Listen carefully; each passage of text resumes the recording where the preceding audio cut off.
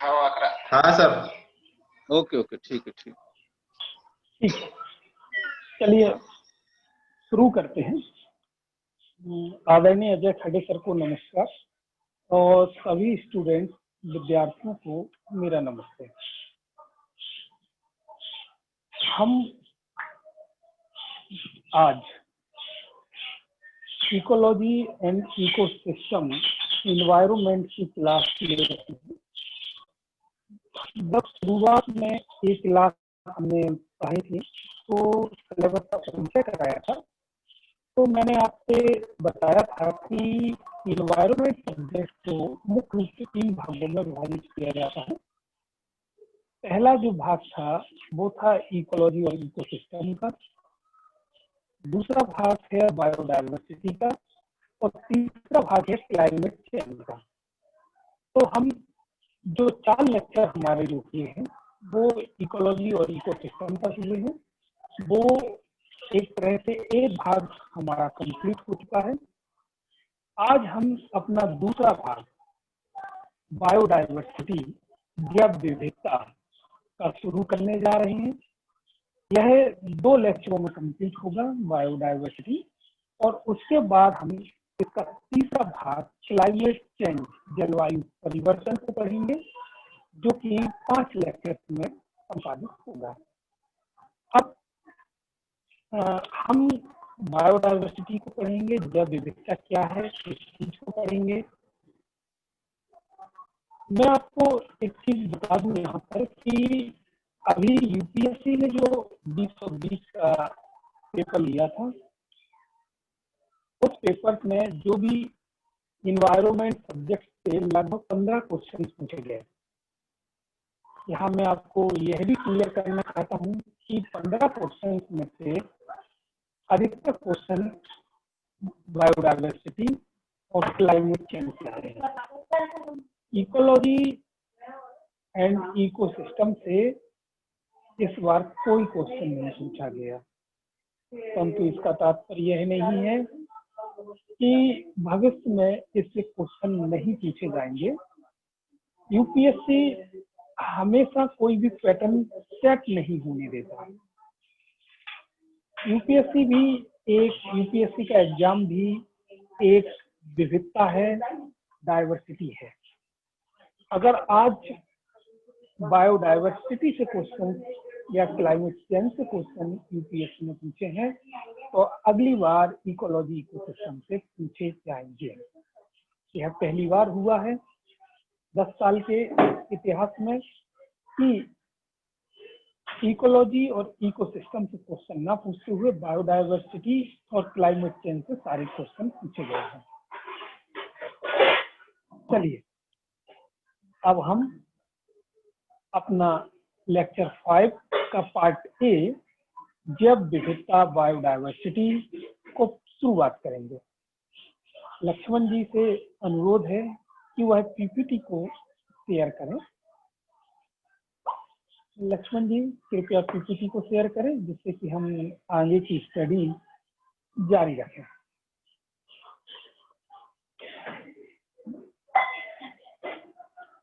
चलिए जब तक लक्ष्मण जी पीपीटी को शेयर करेंगे, तब तक हम इसमें एक आदर्श सिलेबस पढ़ लें कि हम लेक्चर 5 में क्या क्या स्टडी करेंगे, किन किन चीजों को हम समझेंगे। पहला हम पढ़ेंगे जैव विविधता बायोडायवर्सिटी। बायोडायवर्सिटी में हम 3 चीजों को पढ़ेंगे। पहला तो हम इसका परिचय जानेंगे कि इंट्रोडक्शन क्या है, बायोडायवर्सिटी कहते किसे हैं। फिर हम देखेंगे कि बायोडायवर्सिटी की इम्पोर्टेंस अर्थात बायोडायवर्सिटी का महत्व क्या है। फिर हम देखेंगे कि बायोडायवर्सिटी के खतरे, बायोडायवर्सिटी को खतरे क्या है, जैव विविधता को खतरे क्या क्या हैं। दूसरा नंबर जो हम टॉपिक लेंगे वो हम लेंगे मेगा डाइवर्स कंट्री। कितनी मेगा डाइवर्स कंट्री है विश्व में, इसको हम लेंगे।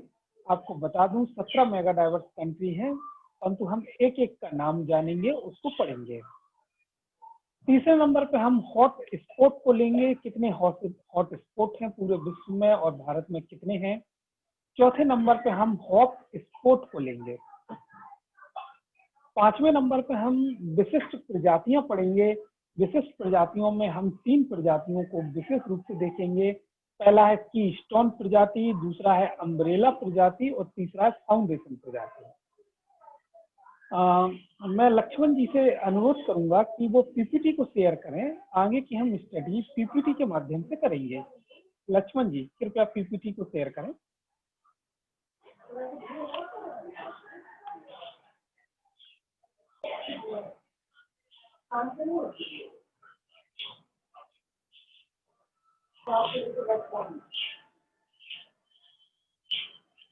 लक्ष्मण जी मुझे सुन पा रहे हैं?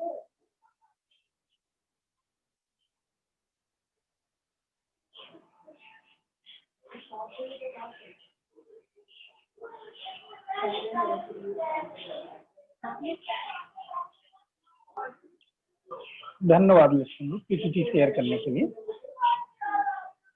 हम पढ़ रहे हैं जैव विविधता एवं हॉटस्पॉट। इस लेक्चर का नाम है जैव विविधता एवं हॉटस्पॉट। जैव विविधता बायोडायवर्सिटी में हम 3 पॉइंट के आधार पर अध्ययन करेंगे: परिचय, महत्व और बायोडायवर्सिटी को खतरे। फिर हम देखेंगे मेगा डाइवर्स कंट्री कौन कौन सी हैं। फिर उसके बाद हम चर्चा करेंगे हॉटस्पॉट। दूसरा हम चर्चा करेंगे हॉप स्पॉट और फिर हम पढ़ेंगे विशिष्ट प्रजातियां जिसमें कीस्टोन प्रजाति, अम्ब्रेला प्रजाति, फाउंडेशन प्रजाति। थोड़ा सा लक्ष्मण जी पीपीटी को ऊपर कीजिए।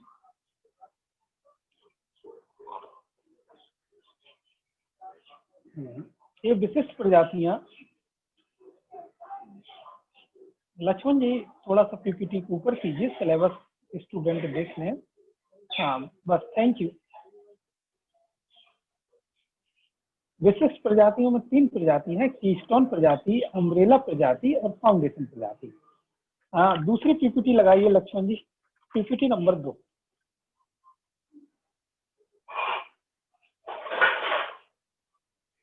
थोड़ा सा और ऊपर कीजिए बस। देखिए अब हम यहाँ पर जैव विविधता बायोडायवर्सिटी को समझेंगे। जैव विविधता क्या है, बायोडायवर्सिटी क्या है। हम बायोडायवर्सिटी को किन किन पॉइंट्स के आधार पर हम पढ़ेंगे उसको मैंने चित्र के माध्यम से प्रदर्शित किया है। चित्र से मतलब है रेखीय ग्राफ के माध्यम से प्रदर्शित किया है। जैव विविधता बायोडायवर्सिटी को हम सबसे पहले यह संकल्पना या बायोडायवर्सिटी की परिभाषा किसने दी, हम उसको जानेंगे। दूसरे नंबर पर बायोडायवर्सिटी कितने प्रकार की होती है या इसके स्तर लेवल क्या है, हम उसको पढ़ेंगे। तीसरे नंबर पर हम मापन मेजरमेंट को पढ़ेंगे। चौथे नंबर पर हम इसका इम्पोर्टेंस महत्व पढ़ेंगे। लक्ष्मण जी यदि आप इसको टिक कर सकते हो जो मैं बोल रहा हूँ तो आप इसको टिक कीजिए विभिन्न कलर से। चौथे नंबर पर हम इसका महत्व इम्पोर्टेंस को जानेंगे। पांचवें नंबर पर हम इसके खतरे थ्रेट को जानेंगे कि इसको खतरे क्या क्या है, बायोडायवर्सिटी को खतरे क्या है। छठे नंबर पर हम भारत की जैव विविधता को जानेंगे कि भारत की जैव विविधता क्या है। और 7वें नंबर पर हम इसके संरक्षण, बायोडायवर्सिटी के संरक्षण को समझेंगे और संरक्षण के उपाय जो इंटरनेशनल लेवल पर क्या है, अंतरराष्ट्रीय स्तर पर क्या है, नेशनल लेवल पर क्या है, राष्ट्रीय स्तर पर क्या है और लोकल कंजर्वेशन यानी हमारा लोकल क्या प्रयास है, स्थानीय क्या प्रयास है, हम इनको समझेंगे। जैसे कि मैंने आपको बताया कि जैव विविधता को हम 7 पॉइंट्स के आधार पर पढ़ेंगे। पहला, सबसे पहले हम जैव विविधता की संकल्पना को पढ़ेंगे और इसकी परिभाषा को जानेंगे। दूसरा, हम जैव विविधता के प्रकार या स्तर को पढ़ेंगे। तीसरा, हम जैव विविधता का मापन मेजरमेंट को पढ़ेंगे। चौथा, इसके महत्व इम्पोर्टेंस को पढ़ेंगे। 5वां, खतरे, जैव विविधता को क्या खतरे हैं उसको जानेंगे। और छठा, भारत की जैव विविधता के बारे में जानेंगे। और 7वें नंबर पर हम इसके संरक्षण को जानेंगे। संरक्षण में हम अंतर्राष्ट्रीय प्रयास क्या हो रहे हैं, राष्ट्रीय प्रयास क्या हो रहे हैं और लोकल क्या प्रयास हैं, हम इसको समझेंगे। चलिए हम शुरू करते हैं जैव विविधता की संकल्पना या परिभाषा। लक्ष्मण जी पीपीटी को ऊपर कीजिए। जैव विविधता की संकल्पना और परिभाषा को समझते हैं। थोड़ा सा और ऊपर, थोड़ा सा, बस। Thank you. चलिए हम शुरू करते हैं। बायोडायवर्सिटी का कॉन्सेप्ट या बायोडायवर्सिटी की संकल्पना, जरा हम इस ग्राफ को सारे स्टूडेंट ध्यान से देखें। जैव विविधता की संकल्पना में आप 3 चीजों का ध्यान रखें। पहला है टर्म किसने दिया। जैव विविधता का टर्म किसने दिया। इस टर्म को देने वाले हैं वाल्टर जी रोसन। ये जैव विविधता की जो संकल्पना है, जो टर्म है, वो वाल्टर जी रोसन महोदय द्वारा दिया गया है। अब इस टर्म को लोकप्रिय बनाया गया। लोकप्रिय जो जिसने बनाया है वो है E.O. विल्सन। देखिए जैव विविधता का जो टर्म दिया है वाल्टर जी रोसन द्वारा दिया गया है और जैव विविधता को जो लोकप्रिय बनाया है वो E.O. विल्सन महोदय द्वारा इसे लोकप्रिय बनाया गया है। तीसरे नंबर पर मैंने लिखा है जैव विविधता दिवस मनाया जाता है, तो जैव विविधता दिवस 22 मई को मनाया जाता है। जैव विविधता की संकल्पना में आपको 3 चीजों का ध्यान रखना है। पहला है जैव विविधता का जो टर्म या शब्द जिसने दिया है वो है वाल्टर जी रोसन। जैव विविधता की संकल्पना को जो लोकप्रिय बनाया गया है वो है E.O. विल्सन। और जैव विविधता दिवस कब मनाया जाता है, तो आप बताएंगे जैव विविधता दिवस 22 मई को मनाया जाता है। जैव विविधता दिवस 22 मई को मनाया जाता है। 22 मई को कई लोगों का बर्थडे होगा, तो अगर जिनका भी बर्थडे है 22 मई को, वो अपने बर्थडे के साथ ध्यान रखें कि उनके बर्थडे के दिन जैव विविधता दिवस मनाया जाता है। वैसे 22 मई को मेरा भी बर्थडे है और मैं हमेशा ध्यान रखता हूं कि जब भी 22 मई आती है तो उस दिन जैव विविधता दिवस मनाया जाता है। चलिए आगे बढ़ते हैं कि क्या है जैव विविधता। अभी तो हमने ये समझा कि जैव विविधता शब्द किसने दिया, वाल्टर जी रोसन ने। लोकप्रिय किसने बनाया, E.O. विल्सन द्वारा। और जैव विविधता दिवस कब मनाया जाता है, तो हमने 22 मई। 3 चीजों को समझा। अब हम पढ़ते हैं क्या है जैव विविधता। तो मैंने यहाँ पर एक शब्द लिखा है, एक परिभाषा लिखी है शॉर्ट फॉर्म में कि sum of all biotic diversities.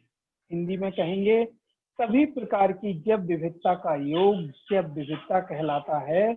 यहाँ मैं आपको ये समझा दूं कि जैव विविधता से तात्पर्य है कि पक्षियों और पेड़ पौधों की कई प्रजातियों का उपस्थित होना, उसी को हम जैव विविधता कहते हैं। अब जैव विविधता 3 रूप से पाई जाएगी, 3 जगह पाई जाएगी। पहली स्थलीय जैव विविधता, दूसरा जलीय जैव विविधता। जलीय जो जैव विविधता होगी वो समुद्री जल की होगी या फिर ताजे जल की होगी।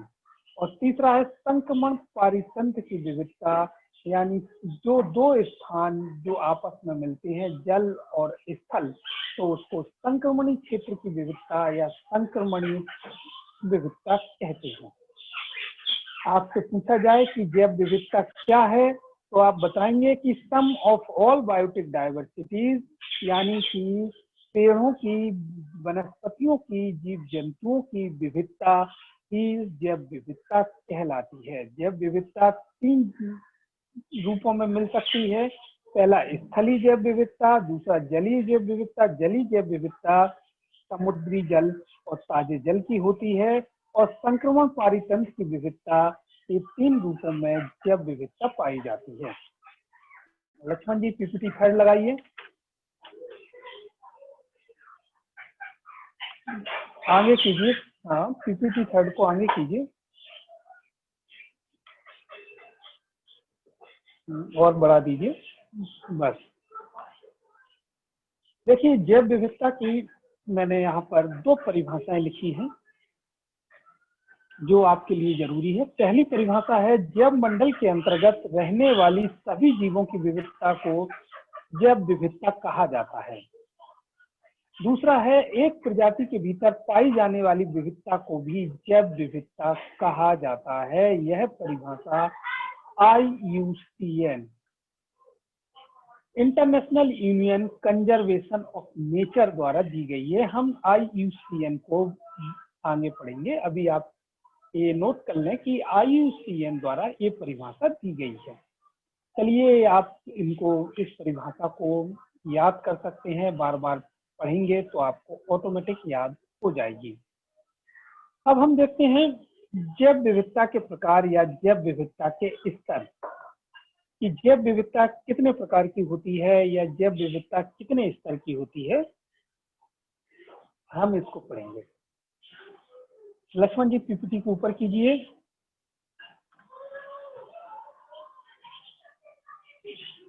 बस थोड़ा सा नीचे, जैव विविधता के प्रकार, बस ठीक है, समझ में आ जाएगी। जैव विविधता के प्रकार या जैव विविधता के स्तर, टाइप्स ऑफ बायोडाइवर्सिटीज, या जैव विविधता के 3 प्रकार होते हैं। पहला प्रकार है आनुवांशिक विविधता, जेनेटिक डाइवर्सिटी। दूसरा है प्रजाति विविधता, स्पीशीज डाइवर्सिटी। और तीसरा है सामुदायिक या पारितंत्र विविधता, कम्युनिटी और इकोसिस्टम डाइवर्सिटी। आनुवांशिक विविधता, जेनेटिक डाइवर्सिटी क्या है, हम इसको समझते हैं कि आनुवांशिक विविधता का आशय किसी समुदाय की एक ही प्रजाति के जीवों के जीन में होने वाले परिवर्तन से है। अगर आपसे आनुवांशिक विविधता पूछा जाए तो आप बताएंगे कि इसका आशय है एक ही प्रजाति के जीवों के जीन में होने वाले परिवर्तन आनुवांशिक विविधता कहलाता है। और एक ही प्रजाति में कुल आनुवांशिक विविधता को जीन पूल कहलाती है।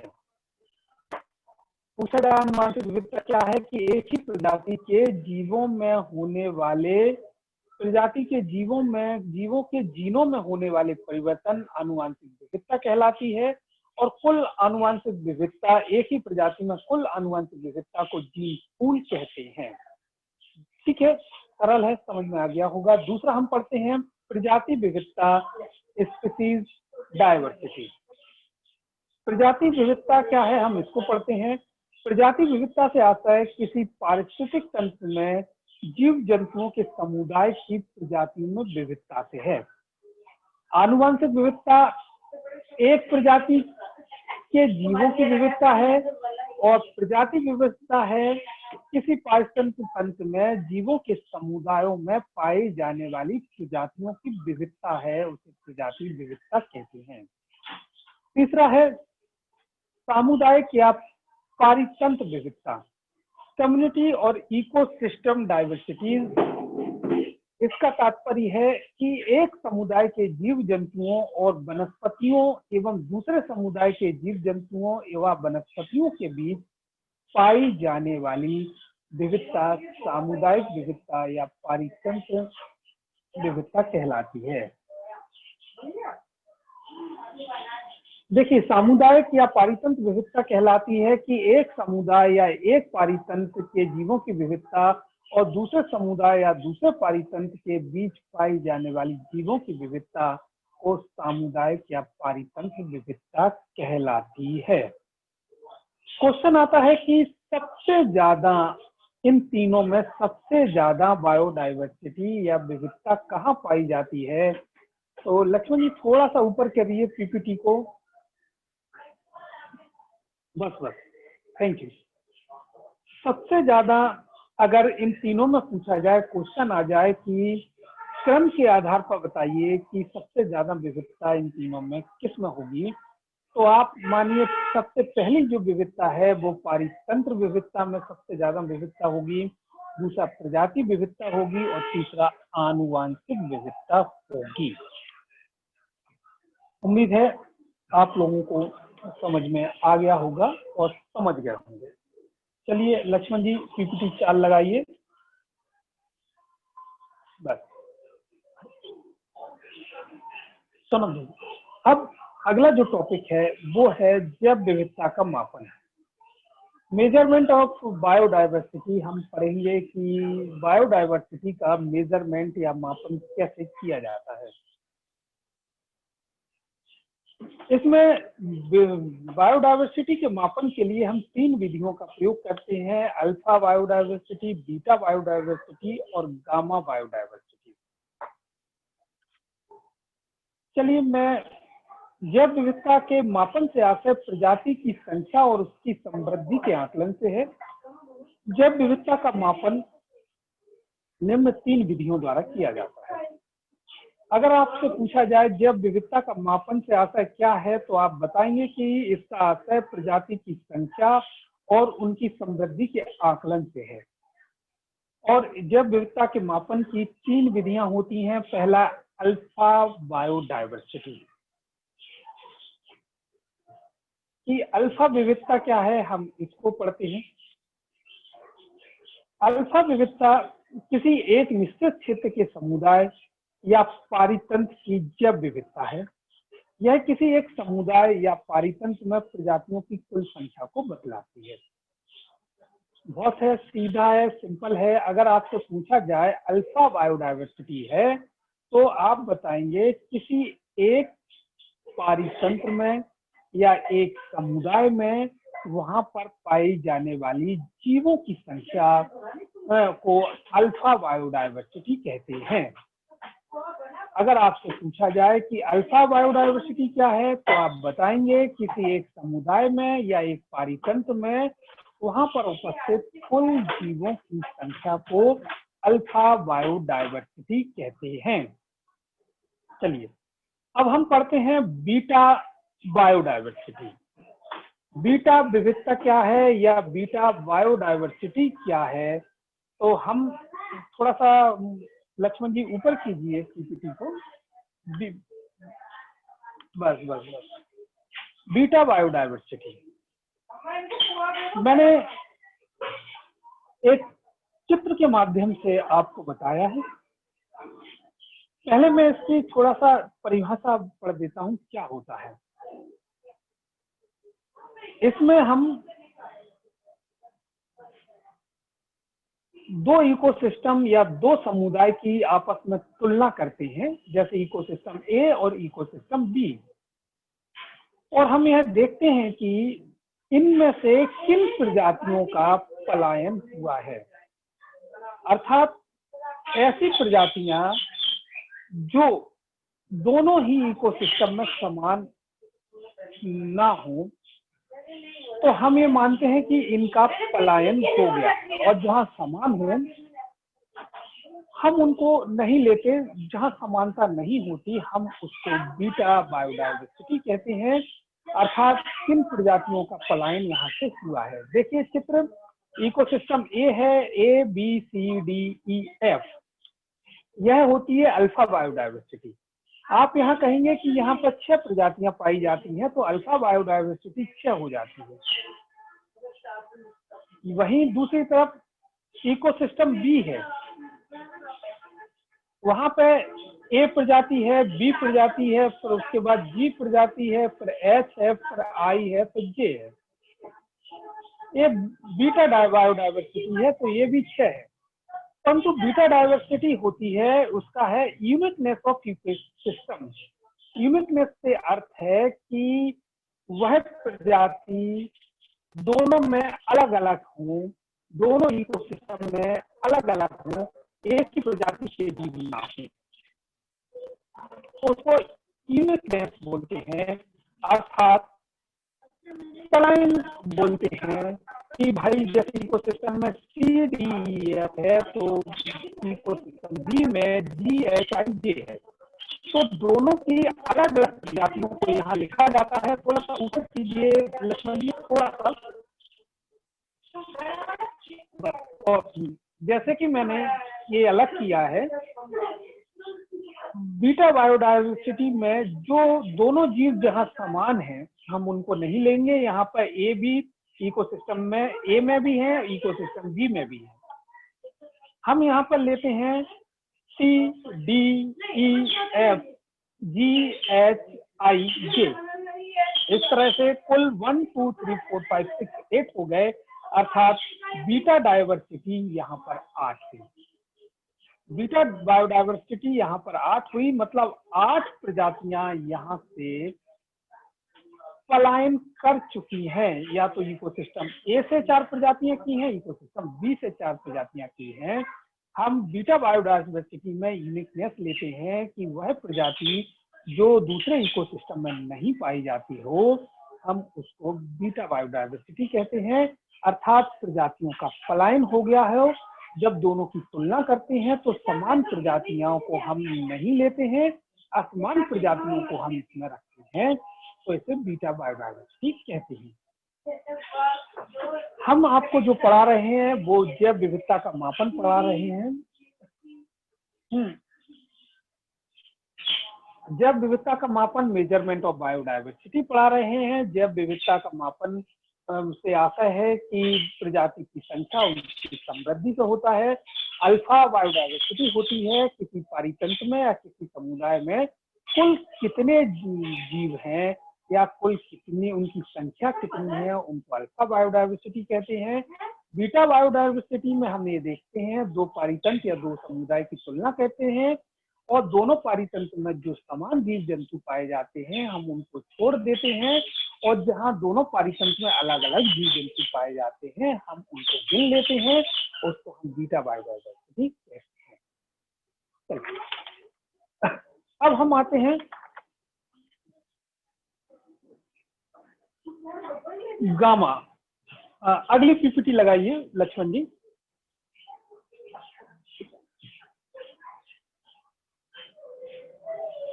Gamma biodiversity.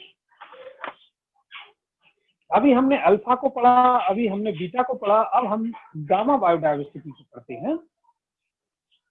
गामा बायोडायवर्सिटी विविधता एवं भौगोलिक क्षेत्र या आवासों की प्रजातियों की प्रचुरता को बताती है। गामा विविधता, gamma biodiversity total biodiversity of a region या एरिया की वास्तविक माप को बताती है। इसमें कुछ नहीं है, इसमें ये चीज है कि उस प्रजाति एक पारितंत्र में या समुदाय में कुल कितनी प्रजातियां हैं, जैसे अल्फा बायोडायवर्सिटी कितनी है और बीटा बायोडायवर्सिटी कितनी है, और हम अल्फा और बीटा बायोडायवर्सिटी को जब जोड़ देते हैं तो गामा बायोडायवर्सिटी निकलती है। उदाहरण से आप इसको समझिए। मान लीजिए कि मैंने बताया था कि अल्फा बायोडायवर्सिटी किसी समुदाय में कुल जीवों की संख्या होती है, ये आप बात अच्छी तरह जानते हैं। और बीटा बायोडायवर्सिटी 2 पारितंत्र या 2 समुदाय की तुलना की जाती है, और दोनों समुदाय में जो अलग अलग प्रजातियां होती हैं हम उनको लिख लेते हैं, उनको हम बीटा बायोडायवर्सिटी कहते हैं।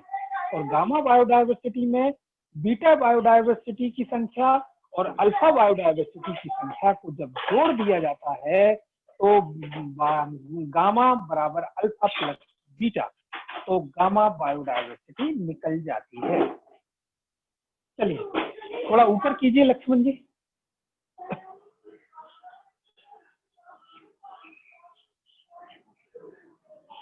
और थोड़ा सा ऊपर कर दीजिए, बस।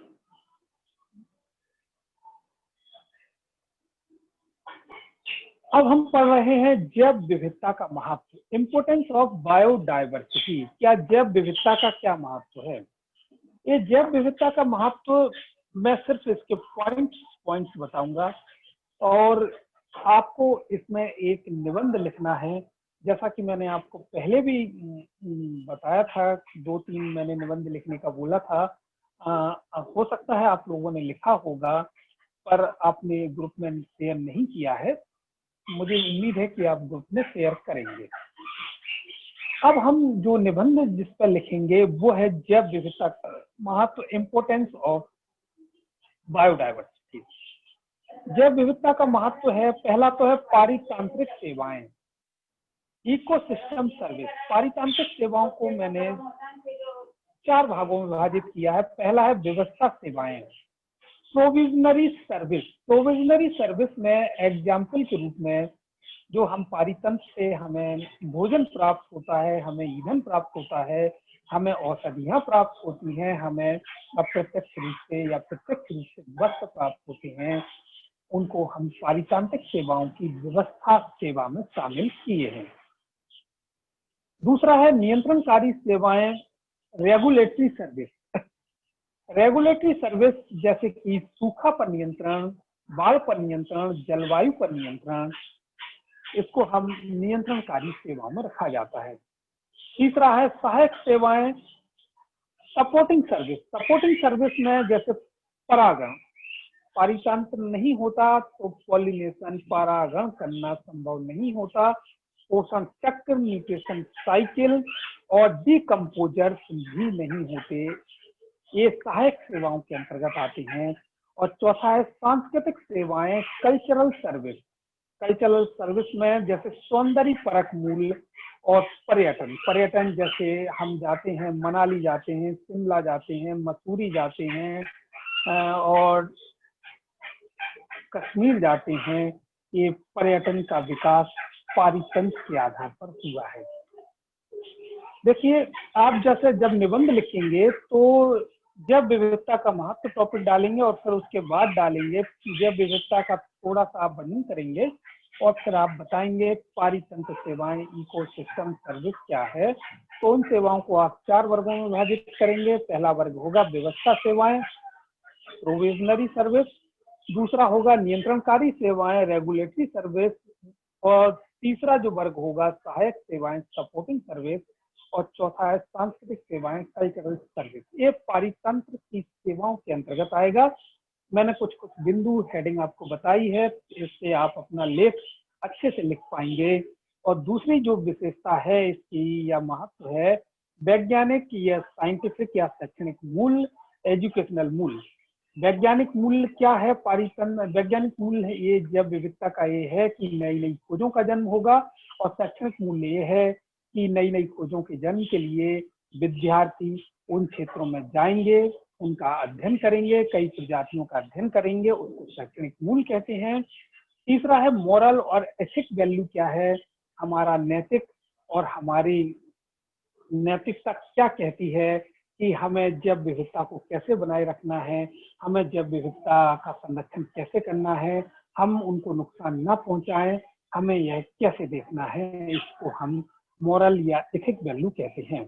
चौथा है इकोलॉजिकल स्टेबिलिटी, स्थिरता। जब तक जैव विविधता रहेगी, इकोलॉजिकल स्टेबिलिटी रहेगी, जैव विविधता खत्म होगी तो ये भी प्रॉब्लम में आएगी, इसको भी ये भी खत्म हो सकती है। 5वां पॉइंट है खाद्य जाल की जटिलता को बनाए रखने में बायोडायवर्सिटी सहायक होती है। ये हम खाद्य जाल, हमने फूड वेब को अच्छी तरह से समझा है और ये पारितंत्र में उसका क्या महत्व है आप इससे भी अच्छी तरह समझ गए। देखिए, आज का ये टॉपिक हम यहीं विराम देंगे और मैं आपको थोड़ा समरी करा दूं। अब इसको हटा दीजिए लक्ष्मण जी, पीपीटी को। देखिए, आज हम जो पढ़ रहे हैं वो जैव विविधता को पढ़ रहे हैं। हमने बायोडायवर्सिटी टॉपिक को शुरू किया है। लक्ष्मण जी, पीपीटी को हटा दीजिए। बायोडायवर्सिटी टॉपिक को शुरू किया है। बायोडायवर्सिटी को मैंने आपको बताया कि इसको 7 प्रकार से हम पढ़ेंगे। पहले तो इसकी संकल्पना को पढ़ेंगे, बायोडायवर्सिटी के प्रकार को पढ़ेंगे, बायोडायवर्सिटी का मापन, मेजरमेंट कैसे होता है हम इसको पढ़ेंगे, बायोडायवर्सिटी का महत्व, इम्पोर्टेंस क्या है हम इसको पढ़ेंगे, बायोडायवर्सिटी को आज खतरे क्या है हम इसके बारे में जानेंगे, भारत में जैव विविधता है, क्या जैव विविधता है हम इसको जानेंगे, और बायोडायवर्सिटी का संरक्षण के इंटरनेशनल, नेशनल और लोकल लेवल पर क्या प्रयास किए जा रहे हैं हम इसको समझेंगे। हमने बायोडायवर्सिटी की संकल्पना के अंतर्गत समझा कि बायोडायवर्सिटी का जो टर्म दिया वो वाल्टर जी रोसन द्वारा दिया गया, और बायोडायवर्सिटी की संकल्पना को जो लोकप्रिय बनाया है वो E.O. विल्सन द्वारा बनाया गया है। इसके बाद मैंने बताया कि विश्व बायोडायवर्सिटी डे 22 मई को मनाया जाता है। जैव विविधता क्या है, सम ऑफ ऑल बायोटिक डायवर्सिटीज, यानी कि सभी प्रकार की जैव विविधता का योग जैव विविधता है। आप इसको सरल भाषा में इस प्रकार से समझ सकते हैं, किसी पारितंत्र में या किसी बायोम में या किसी समुदाय में पाई जाने वाली जीव जंतुओं तथा पेड़ पौधों की कई प्रकार की वैरायटी पाई जाती है, उनको हम जैव विविधता कहते हैं। जैव विविधता हमें 3 जगह मिलती है। पहला स्थलीय जैव विविधता, जलीय जैव विविधता। जलीय जैव विविधता 2 प्रकार की होती है। पहला है लवणीय जैव विविधता या इसको समुद्री जैव विविधता कहते हैं। दूसरा है फ्रेश वाटर या ताजा जल की जैव विविधता। और तीसरा है संक्रमण पारितंत्र की विविधता। संक्रमण पारितंत्र स्थल और जल दोनों क्षेत्रों से मिलकर बनता है, उसको हम संक्रमण पारितंत्र कहते हैं। इसके बाद हमने जैव विविधता की परिभाषा दी। मैंने परिभाषा में कहा कि एक IUCN ने परिभाषा दी है, एक परिभाषा और दी है, इसको आप ध्यान रखेंगे, आप उसको परिभाषा को कंठस्थ करेंगे। फिर मैंने जैव विविधता के प्रकार बताए। मैंने आपको बताया कि जैव विविधता 3 प्रकार की होती है। पहला आनुवंशिक विविधता, जेनेटिक डाइवर्सिटी, प्रजाति विविधता, स्पीसीज डाइवर्सिटी, और सामुदायिक या पारितंत्र विविधता, कम्युनिटी और इकोसिस्टम डाइवर्सिटी। मैंने आपको फिर बताया कि 3 विविधताओं में सबसे पहली जो सबसे अधिक जो विविधता पारितंत्र या सामुदायिक विविधता पाई जाती है, उसके बाद जो विविधता का चरण है वो प्रजाति विविधता का है, और तीसरा जो विविधता है आनुवंशिक विविधता। इसके बाद हम जैव विविधता के मापन की विधियों पर आए थे। मैंने बताया था कि जैव विविधता का मापन अल्फा बायोडाइवर्सिटी, बीटा बायोडाइवर्सिटी और गामा बायोडाइवर्सिटी के अंतर्गत किया जाता है। फिर मैंने आपको एक होमवर्क दिया है, आपको ये करना है, और अगले संडे के पहले मतलब शुक्रवार या शनिवार तक आपको इसका एक निबंध बायोडाइवर्सिटी, इम्पोर्टेंस ऑफ बायोडाइवर्सिटी या बायोडाइवर्सिटी के महत्व पर लिखना है, जैव विविधता के महत्व पर लिखना है। मैंने आपको जैव विविधता के महत्व की गाइडलाइंस दी है। गाइडलाइंस में मैंने आपको बताया है कि पारितंत्र सेवाओं में जैव विविधता का क्या महत्व है। मैंने आपको बताया है कि व्यवस्था सेवाएं क्या है, नियंत्रणकारी सेवाएं क्या है, सहायक सेवाएं क्या है और सांस्कृतिक सेवाएं क्या है। वैज्ञानिक, दूसरा मैंने पॉइंट बताया कि वैज्ञानिक और शैक्षणिक मूल्य क्या है।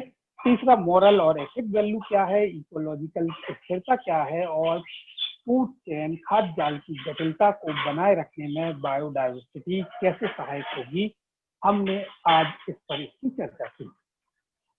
अगले जो लेक्चर होगा, अगले लेक्चर में हम बायोडाइवर्सिटी को खतरे क्या हैं, हम इससे शुरुआत करेंगे।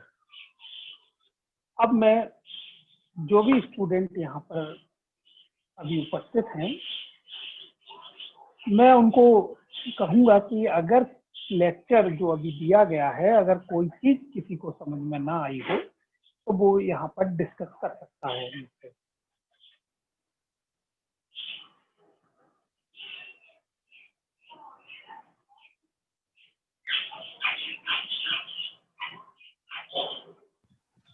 Hello sir. जी सर, क्या आप एक बार वापस टाइप्स ऑफ बायोडाइवर्सिटी का रिवीजन करा देंगे? टाइप्स ऑफ बायोडाइवर्सिटी बिल्कुल करा देंगे रिवीजन, और ये यूट्यूब पे भी उपलब्ध है। ये ओके जो सर। मेरा जो लेक्चर है, फिर भी मैं आपको बता देता हूँ। टाइप्स ऑफ बायोडाइवर्सिटी 3 प्रकार की होती है, या इसके 3 स्तर पाए जाते हैं। पहला है आनुवंशिक विविधता, जेनेटिक बायोडाइवर्सिटी। जेनेटिक बायोडाइवर्सिटी से अर्थ है कि किसी समुदाय में जो एक प्रजाति है उसके जीनों में होने वाला परिवर्तन। कोई समुदाय है, उस समुदाय में कोई एक प्रजाति रहती है, उस प्रजाति के जीन में जो परिवर्तन होता है उसे आनुवंशिक विविधता या जेनेटिक बायोडाइवर्सिटी कहते हैं। दूसरा है प्रजातीय विविधता, स्पीसीज बायोडाइवर्सिटी। इसका जो तात्पर्य है किसी पारिस्थितिक तंत्र में जीव जंतुओं के समुदायों की प्रजातियों में विविधता, उसको स्पीसीज बायोडाइवर्सिटी कहते हैं। और तीसरा है सामुदायिक या पारितंत्र विविधता, कम्युनिटी और इकोसिस्टम बायोडाइवर्सिटी। इसमें 2 पारितंत्र या 2 समुदाय की तुलना की जाती है और इस तुलना के आधार पर ये सामुदायिक या पारितंत्रिक विविधता निकलती है। क्वेश्चन हमेशा आता है कि इन तीनों बायोडायवर्सिटीज में सबसे ज्यादा जैव विविधता कहाँ होती है, तो हम बताएंगे सबसे ज्यादा जैव विविधता सामुदायिक या पारितंत्र बायोडायवर्सिटी में होती है, फिर प्रजाति स्पीसीज बायोडायवर्सिटी में होती है, फिर उसके बाद आनुवांशिक बायोडायवर्सिटी में होती है। ठीक है, किसी का और कोई क्वेश्चन?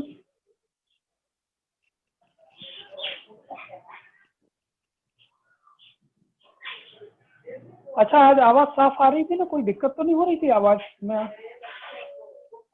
हाँ सर।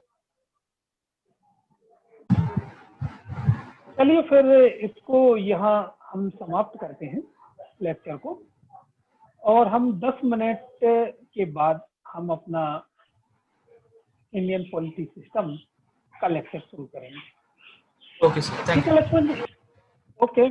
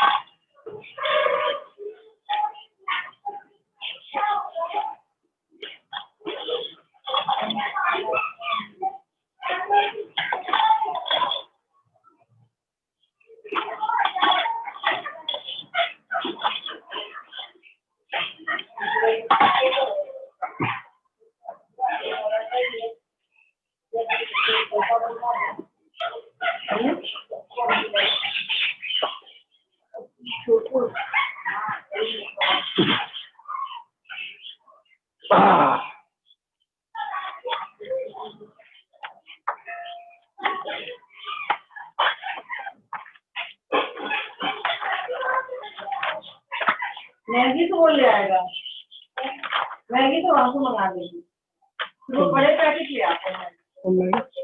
हाँ? तो मैगी में सालाना से मंगा लूँगी ना।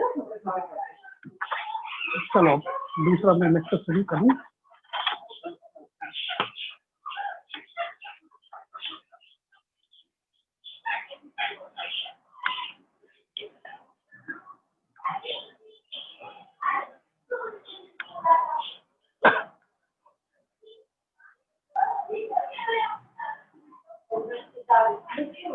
उड़द की दाल की क्या जरूरत है? क्या जरूरत है? अरे ये इसमें हेलो,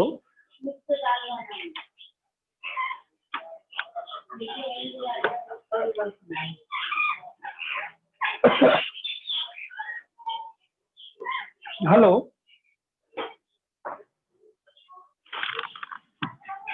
यस सर। आवाज आ रही है आपको मेरी? हाँ सर, आ रही है। अच्छा, क्या शुरू करें कि थोड़ा वेट करें? शुरू कर सकते सर। चलिए हम शुरू करते हैं। इस क्लास में हम भारतीय राजनीतिक व्यवस्था, इंडियन पॉलिटिक्स सिस्टम को समझते हैं और हमने पिछली दो लेक्चरों में हमने इंडियन पॉलिटिक्स सिस्टम, भारतीय राजनीतिक व्यवस्था के लेक्चर 1 को समझने की कोशिश की।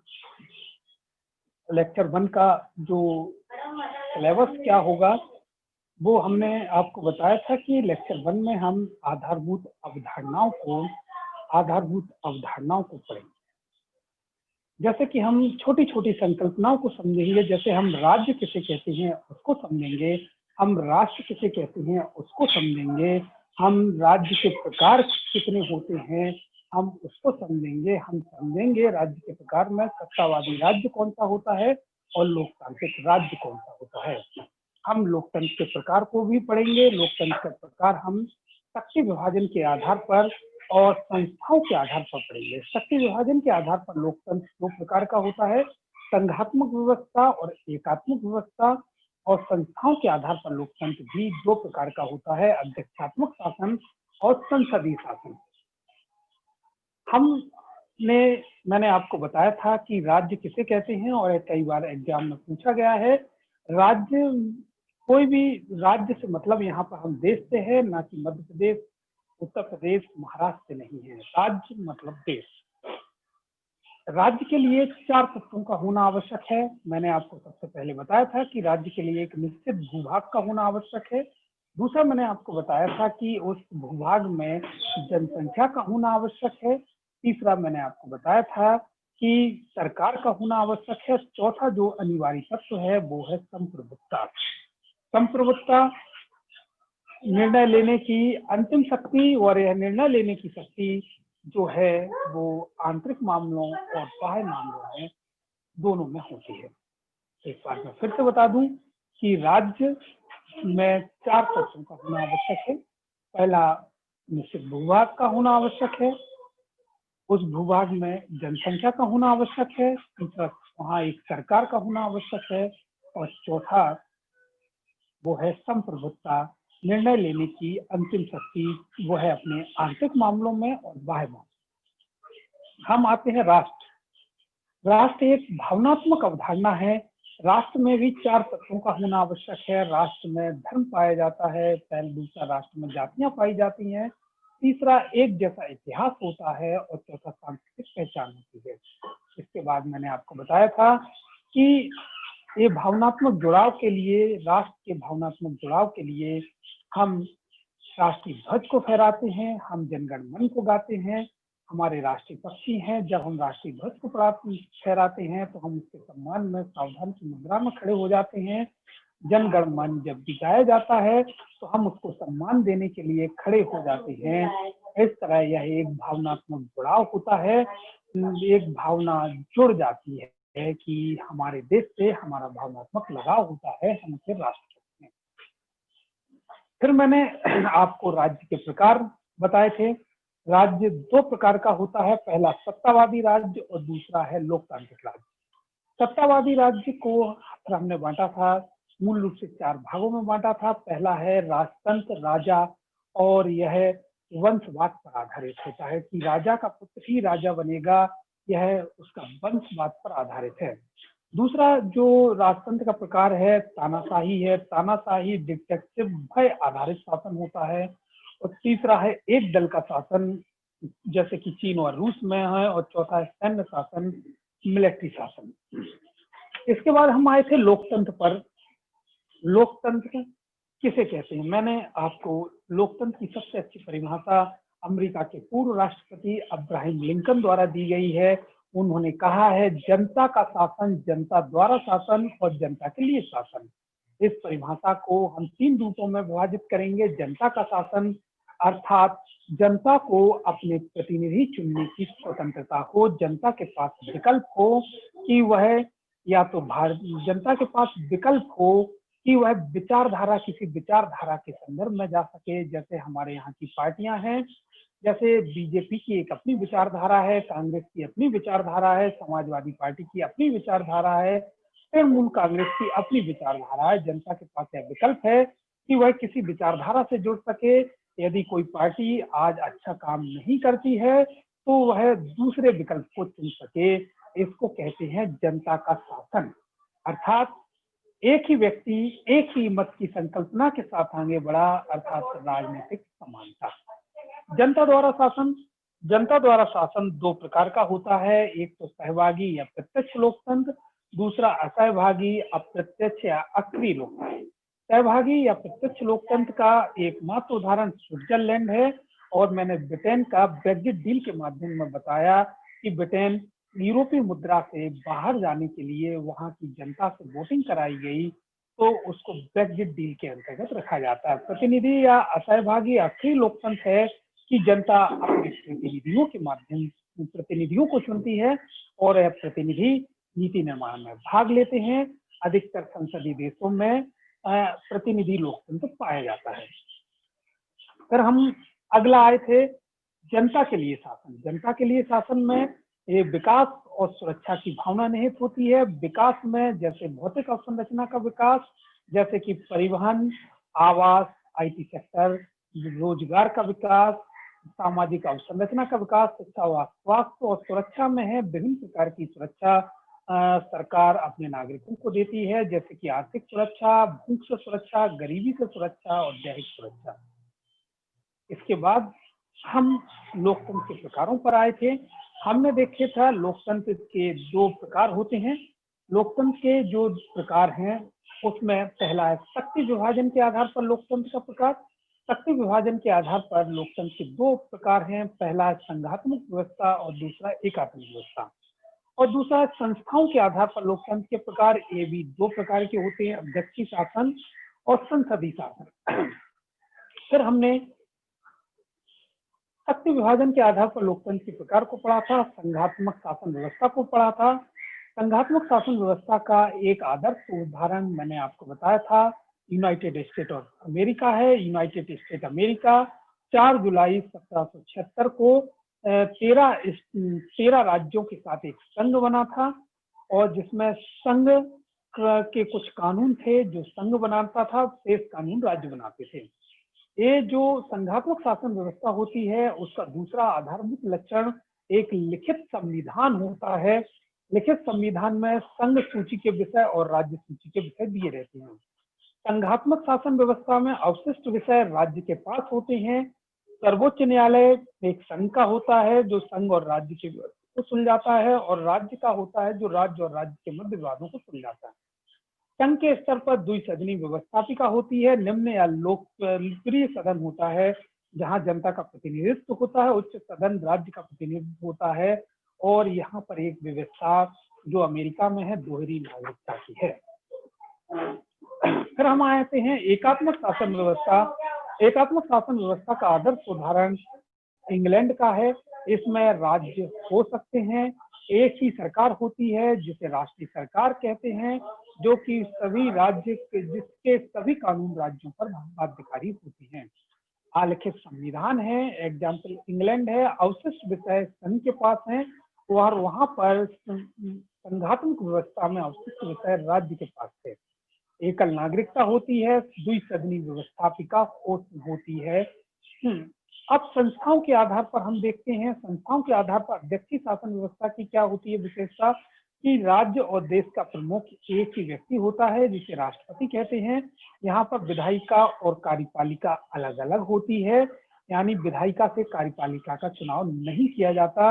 यहाँ कार्यपालिका स्वतंत्र होती है, अर्थात किसी भी व्यक्ति को मंत्री बना सकती है, अर्थात यहाँ पर विशेषज्ञता को स्थान दिया जाता है। कार्यपालिका का एक निश्चित कार्यकाल होता है, कार्यकाल से पूर्व नहीं हटा सकती। कार्यपालिका को वीटो पावर होती है। हम आते हैं संसदीय शासन व्यवस्था। इसका आदर्श उदाहरण इंग्लैंड है। यहाँ पर राज्य का प्रमुख और सरकार का प्रमुख अलग अलग होते हैं। राज्य का प्रमुख यहाँ राष्ट्रपति होता है या राजा रानी होते हैं, जबकि सरकार का प्रमुख यहाँ पर प्रधानमंत्री होता है। जो राज्य का प्रमुख जो होता है उसे डी ज्यूरे कहते हैं, जो मतलब नाम मात्र की कार्यपालिका होती है। वास्तविक कार्यपालिका को डी फैक्टो कहते हैं। विधायिका और कार्यपालिका, कार्यपालिका का गठन विधायिका में से किया जाता है। जैसे संसद का चुनाव होता है और जिस दल को बहुमत प्राप्त होता है वही दल वहां से अपनी विधायिका में, वही दल विधायिका में से कार्यपालिका का गठन करता है। किसी भी व्यक्ति को मंत्री बनाया जा सकता है, परंतु 6 माह के अंदर उसे संसद की सदस्यता ग्रहण करनी होती है। कारण है संसद का जवाबदेही उत्तरदायी होना। अविश्वास प्रस्ताव यहाँ पर पाए जाते हैं, इसका है सामूहिक उत्तरदायित्व का होना। हम यहाँ तक पढ़ चुके थे। एक मैंने हल्का सा रिवीजन कराया है क्योंकि ये 2 बार क्लास हो चुकी थी। अब हम इसमें देखेंगे कि विभिन्न वर्षों में यूपीएससी की परीक्षा में कितने क्वेश्चंस हम देखेंगे कि कहां कहां से क्वेश्चंस पूछे जा रहे हैं। लक्ष्मण जी पीपीटी को शेयर कीजिए जिससे कि हम विभिन्न वर्षों में इस लेक्चर से जो भी क्वेश्चन आए हैं उस क्वेश्चन को हम डिस्कस कर सकें। Hello sir.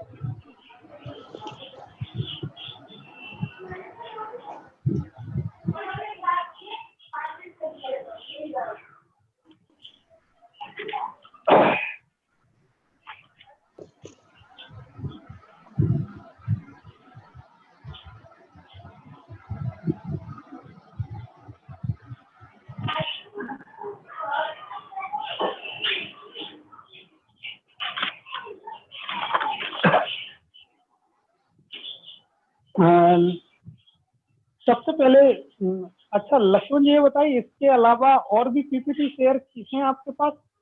हाँ जी। हाँ बहुत बढ़िया बहुत बढ़िया। चलिए अब वही लगाइए क्वेश्चन वाली। पहली वाली। हाँ क्वेश्चन वाली पीपीटी लगाइए।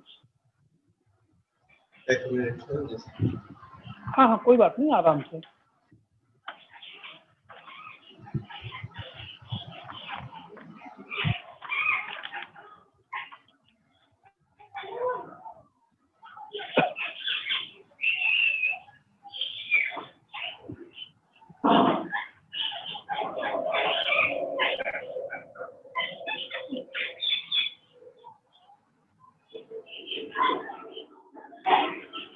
हेलो लक्ष्मण जी।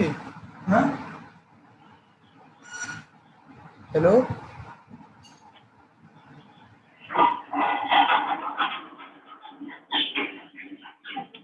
लक्ष्मण जी आप पीपीटी 8 से पीपीटी 10 लगा दीजिए इसके नीचे।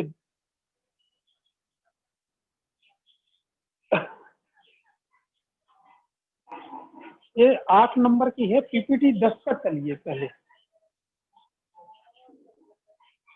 और ये 9 नंबर है, इसके बाद वाली पीपीटी। चलिए यही वाली थोड़ा ऊपर कीजिए बस।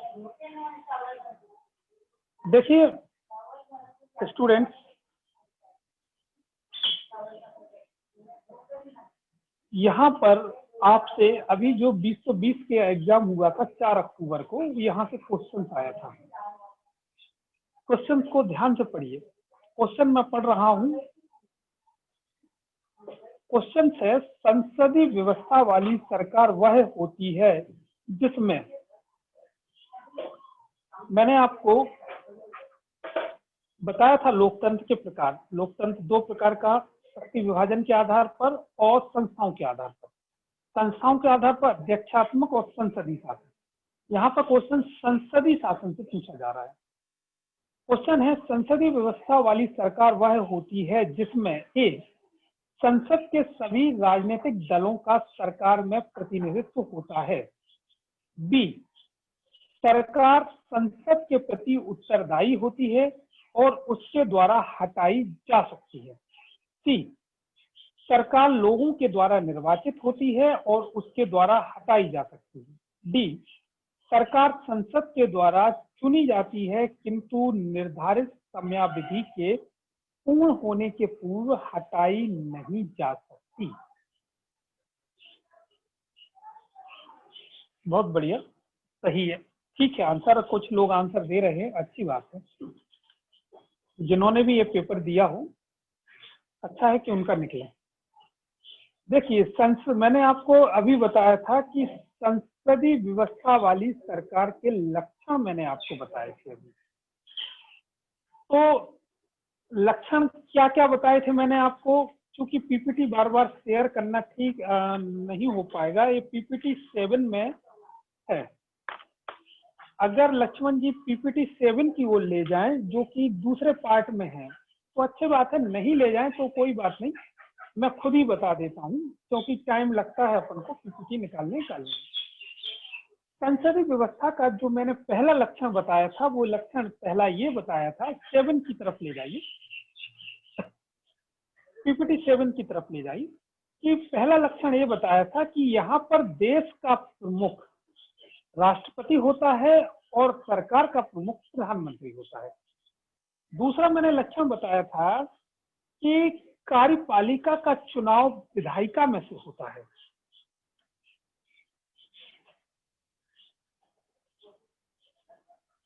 और मैंने बताया था कि कार्यपालिका का चुनाव कार्यपालिका का चुनाव विधायिका में से होता है, अतः कार्यपालिका का उत्तरदायित्व किसके प्रति होगा? संसद के प्रति होगा। संसद के प्रति होगा। तो यहाँ पर जो आंसर होगा, सरकार संसद के प्रति उत्तरदायी होती है और उसके द्वारा हटाई जा सकती है। क्वेश्चन पे आ जाइए लक्ष्मण जी। हाँ, देखिए पहला है इसका ऑप्शन, संसद के सभी राजनीतिक दलों का सरकार में प्रतिनिधित्व होता है। जो संसदीय शासन व्यवस्था होती है यह इसका लक्षण नहीं है। आप मुझे बताइए, भारत में संसदीय शासन व्यवस्था है, भारत में कई दल है, क्या कई दलों का सरकार में प्रतिनिधित्व है? नहीं है। दूसरा जो है, संसद के प्रति उत्तरदायी होती है, बिल्कुल सही है। तीसरा क्वेश्चन और चौथा भी देख लेते हैं। तीसरा है, सरकार लोगों के द्वारा निर्वाचित होती है, उनके द्वारा हटाई जा सकती है। सरकार लोगों के द्वारा निर्वाचित नहीं होती। सरकार जो लोगों के द्वारा संसद का निर्वाचन होता है, ना कि सरकार का।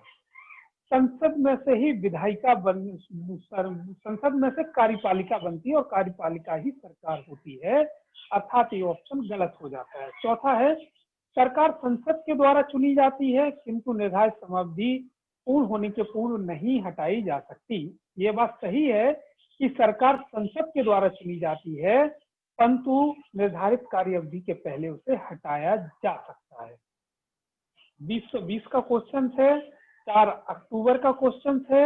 आप बिल्कुल देखिए, इसमें जो टॉपिक हम पढ़ा रहे हैं अगर ध्यान से पढ़ेंगे तो आपको उत्तर मिलेगा। इसका आंसर है बी। चलिए अगले क्वेश्चन पे आते हैं और पीपीटी 1 लगाइए, इसके पहले वाली पीपीटी। नहीं, क्वेश्चन आंसर वाली पीपीटी जो अभी अपन 10 लगाए हैं उसमें 8-9 वाली पीपीटी लगाइए। हाँ, इसके ऊपर वाली। हाँ बस, धन्यवाद। देखिए 2017 यूपीएससी की 2017 की परीक्षा में क्वेश्चन पूछा गया है, निम्नलिखित कथनों में से उस एक को चुनिए जो मंत्रिमंडल स्वरूप की सरकार के अंतर्निहित सिद्धांत को अभिव्यक्त करता है। क्वेश्चन पूछा जा रहा है कि मंत्रिमंडल स्वरूप की सरकार के अंतर्निहित सिद्धांत को अभिव्यक्त करता है। ए, ऐसी सरकार के विरुद्ध आलोचना को कम से कम करने की व्यवस्था जिसके उत्तरदायित्व जटिल हैं तथा उन्हें सभी के संतोष के लिए निष्पादित करना कठिन है। बी, ऐसी सरकार के कामकाज में तेजी लाने की क्रियाविधि जिसके उत्तरदायित्व दिन प्रतिदिन बढ़ते जा रहे हैं। सी, सरकार के जनता के प्रति सामूहिक उत्तरदायित्व को सुनिश्चित करने के लिए संसदीय लोकतंत्र की एक क्रियाविधि। डी, उस शासन अध्यक्ष के हाथों को मजबूत करने का एक साधन जिसका जनता पर नियंत्रण हास्योन्मुख दशा में है। मंत्रिमंडल की सरकार, यहाँ पर संसदीय व्यवस्था के लक्षण पूछे गए हैं। मैंने पीपीटी 7 में आंसर ए आंसर गलत है। पीपीटी 7 में मैंने एक सामूहिक उत्तरदायित्व का सिद्धांत बताया था। आप पीपीटी 7 को देखिएगा, लास्ट में सामूहिक उत्तरदायित्व का है सिद्धांत।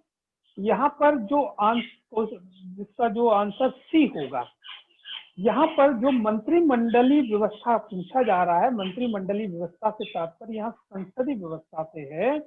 इसमें पूछा जा इसमें ऑप्शन में है सरकार के जनता के प्रति सामूहिक उत्तरदायित्व को सुनिश्चित करने के लिए संसदीय लोकतंत्र की क्रियाविधि। सी आंसर सही होगा। आप पीपीटी 7 का एक बार फिर से अध्ययन करिए, उसमें आपको इसका आंसर मिल जाएगा। चलिए अगला क्वेश्चन पढ़ते हैं, थोड़ा ऊपर कीजिए लक्ष्मण जी, थोड़ा ऊपर कीजिए स्लाइड को।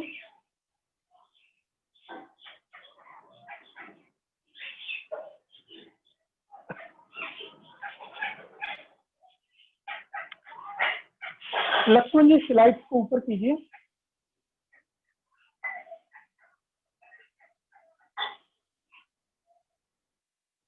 थोड़ा सा हो,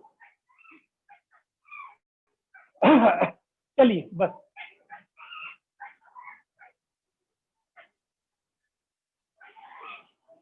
दूसरे क्वेश्चन भी यूपीएससी 2017 में पूछा गया है। क्वेश्चन है, संसदीय स्वरूप के शासन का प्रमुख लाभ है कि ए, कार्यपालिका और विधानमंडल दोनों स्वतंत्र रूप से कार्य करते हैं, बी, यह नीति की निरंतरता प्रदान करता है और यह अधिक दक्ष है, सी, कार्यपालिका विधानमंडल के प्रति उत्तरदायी बनी रहती है, डी, सरकार के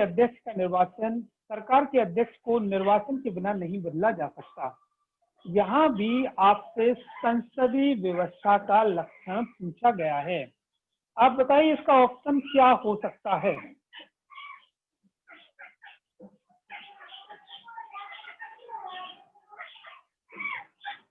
देखिए, पहला अगर अपन वो लेते हैं ए पर, कार्यपालिका और विधानमंडल दोनों स्वतंत्र रूप से कार्य करते हैं, संसदीय व्यवस्था का लक्षण नहीं है, ये अध्यक्षीय व्यवस्था का लक्षण है। दूसरा यह बी लेते हैं, नीति की निरंतरता प्रदान करता है और यह अधिक दक्ष है। अधिक दक्षता, बहुत बढ़िया जिनने आंसर दिया। यह अधिक दक्षता जो विशेषज्ञता होती है, विशेषज्ञता जो है वो अध्यक्षीय शासन व्यवस्था का गुण है। तीसरा है, कार्यपालिका विधानमंडल के प्रति उत्तरदायी बनी रहती है, यह संसदीय व्यवस्था का गुण है। अतः इसकी आंसर सही है। डी को भी पढ़ लेते हैं। सरकार के अध्यक्ष को निर्वाचन के बिना नहीं बदला जा सकता, यह बात गलत है। सरकार के अध्यक्ष को निर्वाचन के बिना भी बदला जा सकता है। मैं एग्जाम्पल के रूप में बता दूं, यदि बीजेपी निर्णय ले ले कि हमें मोदी जी को प्रधानमंत्री नहीं बनाना, हमें अमित शाह को प्रधानमंत्री बनाना है, तो बिना निर्वाचन के भी अमित शाह प्रधानमंत्री बन जाएंगे, क्योंकि पहले प्रधानमंत्री मोदी जी इस्तीफा देंगे तो पूरी मंत्रिपरिषद का इस्तीफा होगा, फिर बीजेपी अपनी संसदीय दल का नेता अमित शाह को चुनेगी, फिर अमित शाह प्रधानमंत्री के रूप में शपथ लेंगे और मंत्रिमंडल का गठन करेंगे। मतलब निर्वाचन नहीं हुआ और अध्यक्ष बदल गया। अब तीसरा क्वेश्चन लेते हैं। निम्नलिखित कथनों पर विचार कीजिए। देखिए, यहाँ पर सब यूपीएससी के क्वेश्चन डिस्कस किए जा रहे हैं, एमपीपीएससी या अदर स्टेट के नहीं किए जा रहे हैं। पहला, अमेरिका में प्रत्यक्ष लोकतंत्र या सहभागी लोकतंत्र स्थापित है। मैंने आपको लोकतंत्र के प्रकार बता रहा था, तो मैंने आपको बताया था, एक तो होता है सहभागी लोकतंत्र और दूसरा होता है असहभागी लोकतंत्र या अक्रिय लोकतंत्र। मैंने आपको बताया था कि सहभागी लोकतंत्र या प्रत्यक्ष लोकतंत्र सिर्फ एक ही देश में है, उसका एग्जाम्पल है स्विट्जरलैंड। उसका एग्जाम्पल है स्विट्जरलैंड।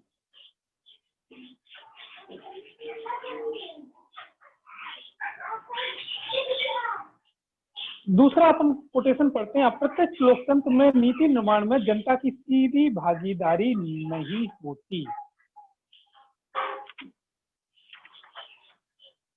अप्रत्यक्ष लोकतंत्र में नीति निर्माण में जनता की सीधी भागीदारी नहीं होती, ये कथन सही है। सीधी भागीदारी नहीं होती, अब जनता अपने प्रतिनिधियों के माध्यम से भागीदार होती है।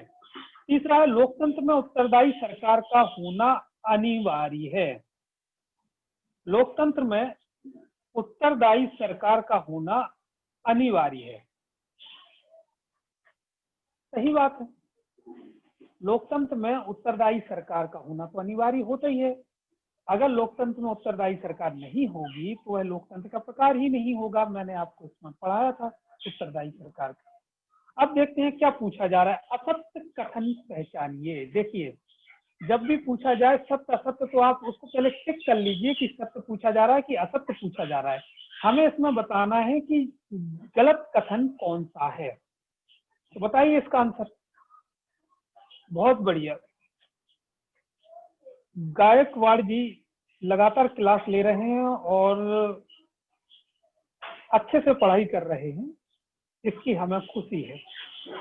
इसका आंसर डी होगा, पहला आंसर अमेरिका में प्रत्यक्ष लोकतंत्र या सहभागी लोकतंत्र स्थापित है, ये गलत है। नीलेश पालिया जी बहुत बढ़िया, आपका भी आंसर सही है। अमेरिका में प्रत्यक्ष लोकतंत्र नहीं है, अमेरिका में प्रतिनिधि अप्रत्यक्ष लोकतंत्र है, इसलिए पहला ही कथन गलत है। दूसरा तीसरा स्टेटमेंट सत्य है, परंतु असत्य पूछा जा रहा है, इसलिए आंसर डी होगा। चलिए अगला क्वेश्चन हम समझते हैं। पीपीटी अगली लगाइए लक्ष्मण जी। बहुत बढ़िया, बहुत बढ़िया, बस बस बस। चलिए मैं क्वेश्चन पढ़ता हूं। अध्यक्षात्मक शासन व्यवस्था से संबंधित निम्न कथनों पर विचार कीजिए। यहाँ पर अध्यक्षात्मक शासन व्यवस्था का लक्षण पूछा जा रहा है।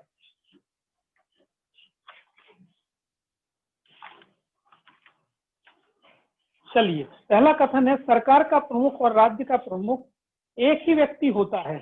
क्या बात सही है? बात सही है। Yes sir.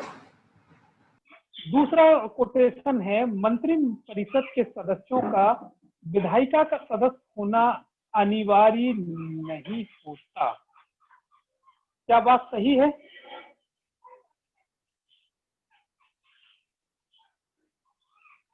यह बात सही है।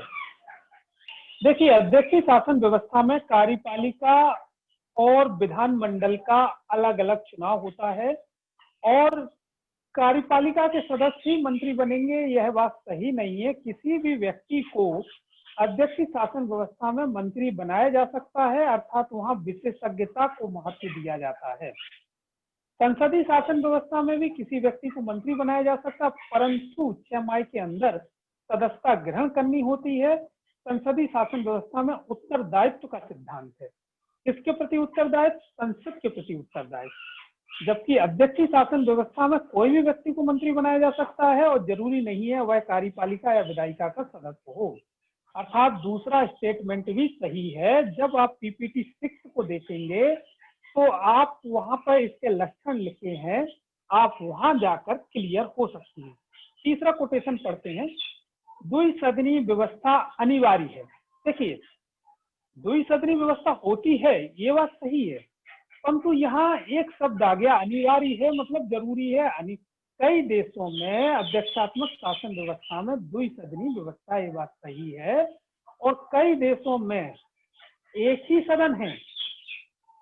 तो जहां अनिवार्य आ गया वो कोटेशन को कमजोर कर दिया इसने। तो अब बताइए इसका आंसर क्या होगा? सत्य कथन पूछे जा रहे हैं। अब आप लोगों को मैंने हिंट दे दी है, अब आप लोग इसके आंसर बताइए।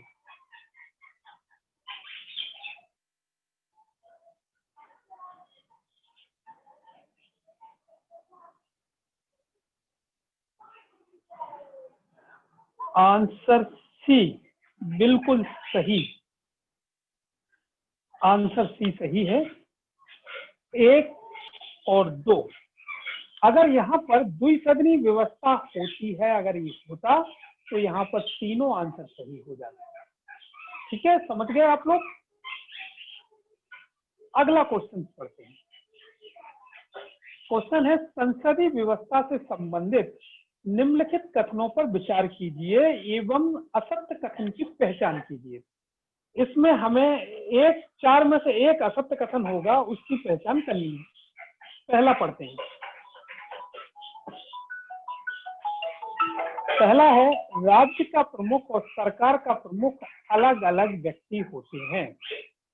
संसदीय शासन व्यवस्था में मैंने बताया था कि राज्य का प्रमुख राष्ट्रपति या राजा रानी होता है और सरकार का प्रमुख प्रधानमंत्री होता है, जिसे नाम मात्र की कार्यपालिका राष्ट्रपति या राजा रानी, जिसको D0 कहते हैं, और वास्तविक कार्यपालिका प्रधानमंत्री, उसको डी फैक्टो कहते हैं। बताइए यह कथन सत्य है कि असत्य है? असत्य। असत्य क्यों है? सत्य है ये तो। राइट है। राज्य का प्रमुख और सरकार का प्रमुख अलग अलग व्यक्ति होते हैं। संसदीय शासन व्यवस्था में यही तो होता है कि राज्य का प्रमुख राष्ट्रपति होते हैं और सरकार का प्रमुख प्रधानमंत्री होते हैं, इसलिए कथन सत्य है। जी। दूसरा है कार्यपालिका लोकप्रिय सदन के प्रति उत्तरदायी होती है। बताइए सत्य है कि असत्य है?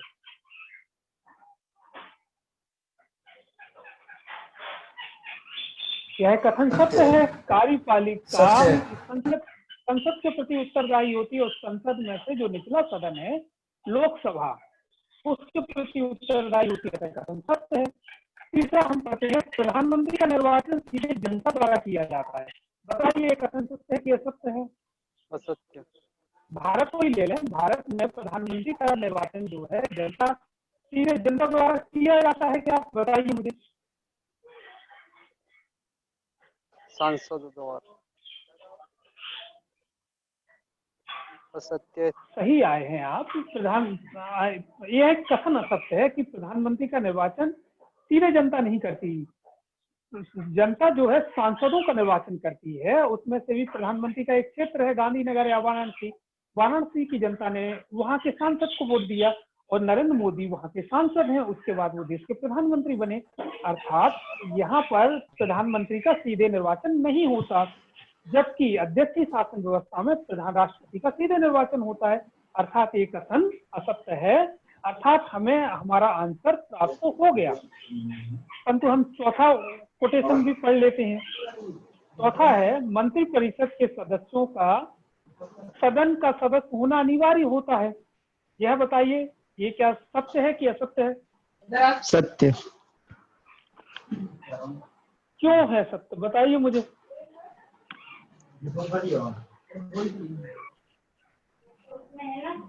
इसलिए सत्य है ये कथन कि कार्यपालिका से ही मंत्रिपरिषद के सदस्य चुने जाते हैं। यदि किसी व्यक्ति को जो कार्यपालिका का सदस्य नहीं है मंत्री बनाया जाता है तो उसे 6 महीने के अंदर सदस्यता ग्रहण करनी होती है। ठीक है, इसलिए इस आधार पर सत्य है। इसका आंसर है सी, प्रधानमंत्री का निर्वाचन सीधे जनता द्वारा नहीं किया जाता, संसदीय शासन। चलिए अगला पढ़ते हैं। क्वेश्चन 6, निम्नलिखित में से सत्य कथन की पहचान कीजिए। यहाँ पे हमें सत्य कथन की पहचान करना है। कोटेशन 1 पढ़ता हूँ। संघीय शासन व्यवस्था में लिखित संविधान का होना अनिवार्य है। बताइए, मैंने संघीय व्यवस्था पढ़ाई थी, उसमें आप ध्यान करिए कि क्या लिखित संविधान का होना अनिवार्य है कि नहीं? बताइए आप लोग। चलिए, जब तक हम सही बात है, ये कथन सत्य है, मतलब हमें पहले ही उससे हमें आंसर मिल गया।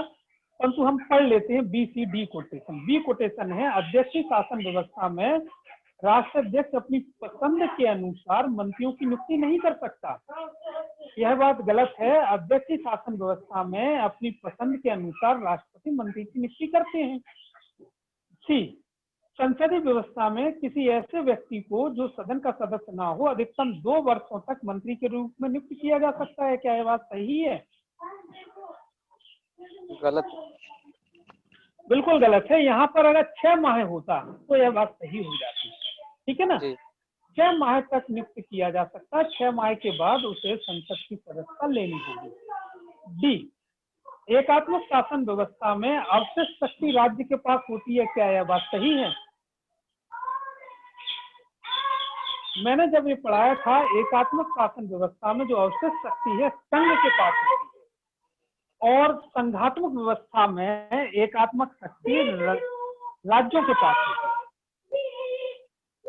तो इसका जो आंसर है, आंसर ए, संघीय शासन व्यवस्था में लिखित संविधान का होना अनिवार्य है। यह कथन है। ये थे यूपीएससी के विभिन्न वर्षों में पूछे गए क्वेश्चन, जो कि आज इंडियन पॉलिटी सिस्टम का लेक्चर ए यहीं संपन्न होता है।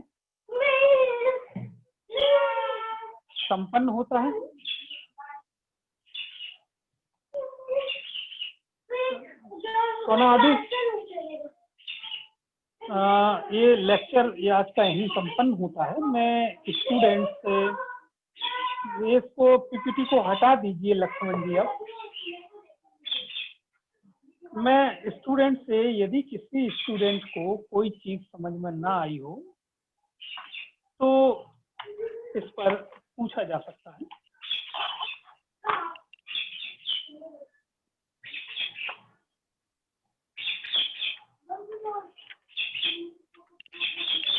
यदि किसी को कोई चीज ना समझ में आई हो तो उनके द्वारा क्वेश्चन किया जा सकता है। हेलो। जी बताइए। हाँ सर। हाँ सर, मैंने इनका शासन व्यवस्था। आपकी आवाज साफ नहीं आ रही सर, क्या पूछे? हाँ हाँ बताइए सर, क्वेश्चन हाँ कीजिए। सर, इंग्लंडच्या शासन व्यवस्था कशी कैसे हाँ, चलती है इंग्लैंड सर की जी? देखिए, इंग्लैंड की शासन सर जी। व्यवस्था का जो मॉडल है वही हमने स्वीकार किया है।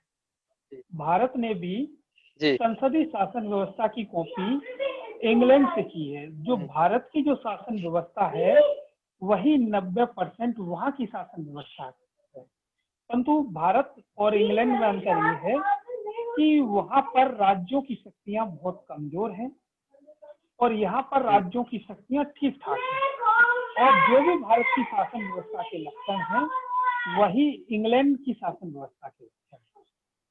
ठीक है जी सर जी। किसी और का कोई क्वेश्चन?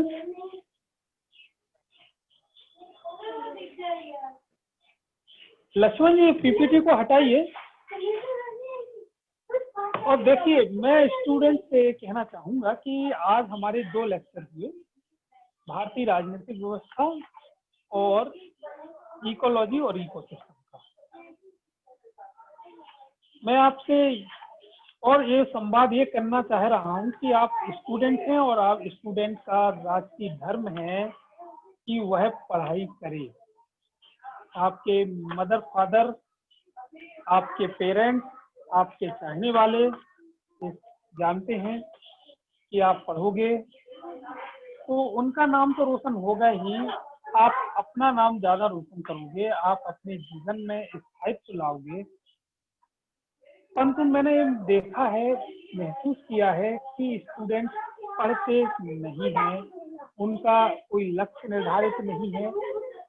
उम्मीद है कि आप लोग अपना लक्ष्य निर्धारित करेंगे और स्टूडेंट का तो धर्म ही है कि पढ़ाई करें, पूरी ताकत लगा दें, कोई भी एग्जाम निकालें, स्टेट पीएससी का निकालें, यूपीएससी का निकालें।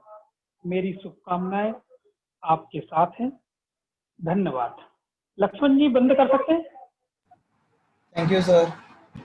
Okay, thank you sir. Welcome आप सभी को।